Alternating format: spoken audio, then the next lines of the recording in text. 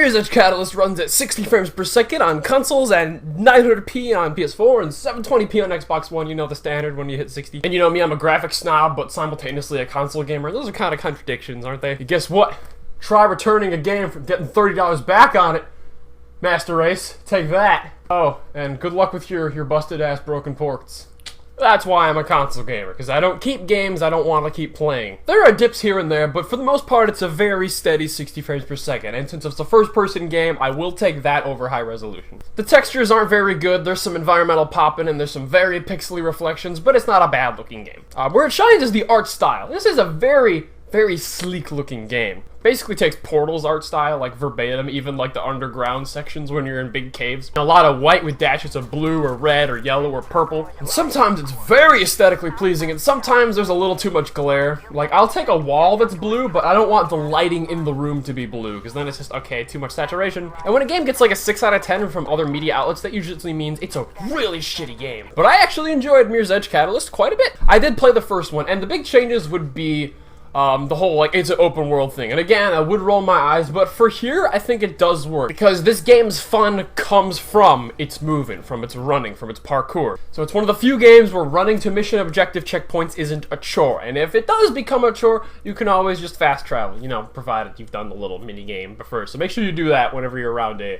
grid point thing. And while there are a bunch of icons on the minimap, and I by no means went to like unlock them all, I would say the little time trial runs where it's like fragile delivery here, this guy brought some mushrooms and you gotta get him over there in like 30 seconds. That is actually very fun. That's when the game gets really hard. I like that there's an actual risk of failure. It's like, if you don't hit those jumps exactly at the right time, you will not make it. And there are some story sections like, you better keep moving or you will die. That's also where the game's problems start to show, because this game has some serious immersion problems. It's a future dystopian kind of sci-fi setting, so if you want to set some rules and stick to them, that's okay. I could suspend my disbelief for certain things, like the fact that Faith can, like, fall 40 feet, roll, and be fine. And you can just be like, oh, they have fancy shoes with, like, super cushioning in them. And I'm like, alright, I can buy that, that's okay. There's also this thing called a focus shield, which is a good game mechanic, but it just doesn't make any sense in the world. It's like, as long as you stay running and you stay moving, you will have a little shield to protect you from bullets and people shooting at you, which is good, because it encourages you to stay on the move and to keep parkouring everywhere. But they completely failed to mention that in the freaking story at all. It's like, hey, well, how did we develop these magic bubble shields that are bulletproof and that are powered by running? And sometimes I can't climb scaffolding that I could climb in real life. And also the little time trial things, like, I get it, you're trying to put little mini stories behind the time trials to keep them a little more interesting than just another race. But when I'm 4 seconds late and I'm like 10 feet from the guy waiting for the oysters and they're like, oh, you've ruined everything, I'm like, did I really? Can you just be a tad more patient? I'll be there in a second. Damn it, you've ruined everything! Do you have any idea how important those oysters were? I bet you don't.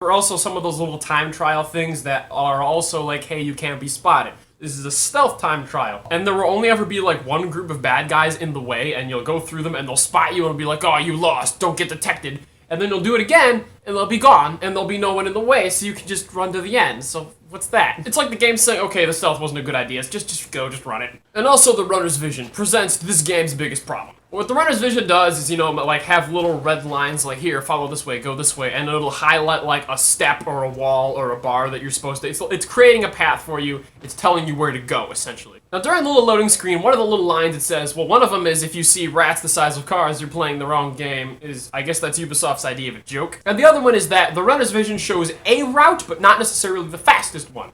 And in a time trial, where you have to get it perfectly to make it in time, that's effing stupid. So what, I'm supposed to just have the city memorized and know which direction I'm supposed to go? Now you can make the argument that, like, if it just tells you where to go, then there's no difficulty of gameplay. I disagree, there's still plenty of game input to be had in just running, but you can solve that by having red checkpoints that you can see from the last checkpoint. You need to pass through that checkpoint. How you do it is up to you. And then there are other points where runner's vision just up and disappears at crucial intersections, and you're left wondering where the hell you're supposed to go. People are chasing you, people are shooting guns at you, and all of a sudden it's like, What?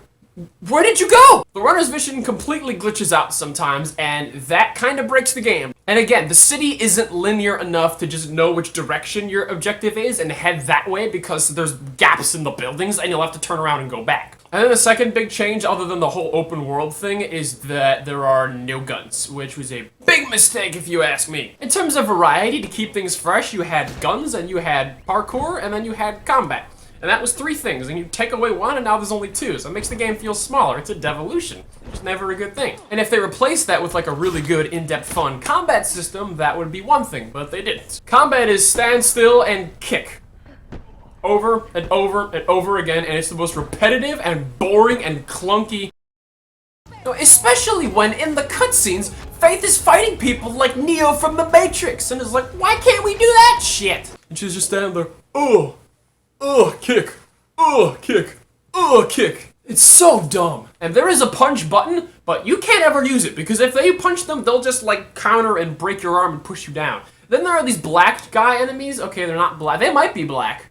But I mean black suits. They look like Power Rangers. And if they hit you once, you like fall and roll over backwards. And when that's in first person, that's obnoxious. That's terrible. And you lose control for a longer window than it takes you to roll. And it happens really slowly. And they can just combo stun lock you into rolling backwards. The combat works when you're moving through people. When people are in your way, you have to like jump on them and then get out of the way. It's like if you wall run and then kick someone, knock them out 1 hit and then keep going, that's satisfying. Because there's a nice loud crack and then his helmet will like shatter and you're like, oh yeah, have fun at the dentist tomorrow, douchebag. And when you're doing the campaign, there's some solid level design. They do enough to keep it interesting. It's not just like run from point to point, deliver this thing. There's a lot more vertical climbing, like you'll go up in a skyscraper during the story missions. And the story itself isn't horrible. I don't know why everyone's hating on the story. Well, I know why everyone's hating on the story. It's because the characters and the dialogue are really bad. There's some very awkward dialogue. I heard some runner got out of juvie today. I heard she's eager to run. She's been gone a long time. I also heard she's sorry. Maybe she learned something while she was away. Maybe. Oh, I sure would like to meet this runner. They sound fascinating. You had a run for me? You had a run for me? Like, oh my god, how dare you? Only I have runs for me. Oh, and don't get lost. Don't get lost. Don't get lost. Don't get lost. Don't get. Oh my god!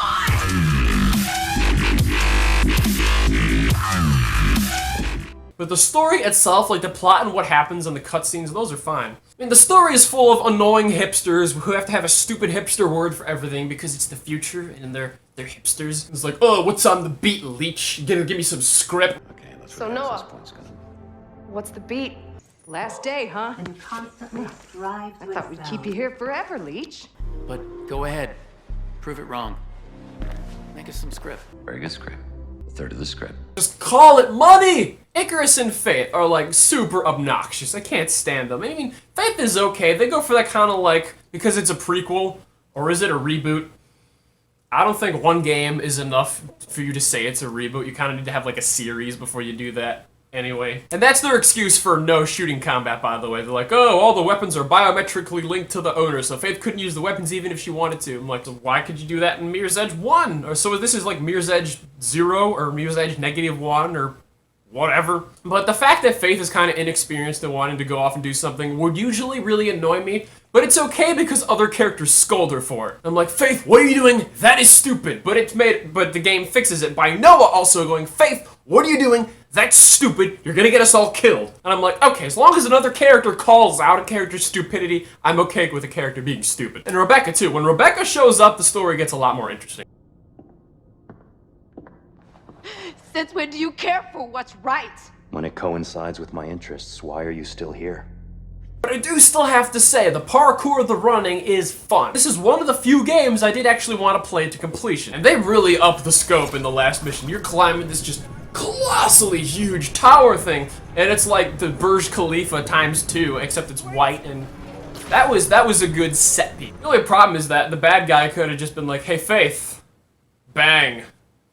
The end. I win. So that was pretty dumb. But no, I'm gonna send a bunch of guards at her who don't have guns instead. I'm only the CEO of an arms corporation. It's not like I'm gonna have a gun that I could access. If the static combat wasn't so bad and the runner's vision worked 100% of the time, this game would be a clean 7 out of 10. Can't quite get it there though. So runners, Mirror's Vision, Edge, Catalyst. Well, that didn't work. So Mirror's Edge, negative 0.051, Catalyst, The Revenge, gets a 6.5 out of 10. 6 out of 10? No games come out for a while, so you should get Dark Souls 3 and Fallout 4 reviews, but I won't make any promises. So I can wall run this, but I can't wall run this. Hey, I'm waiting here.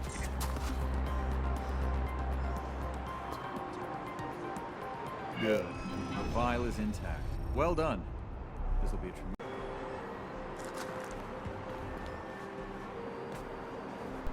Well, you were clearly in such a rush, shithead! Which actually contains a flower. I know it's a bit of... Buck.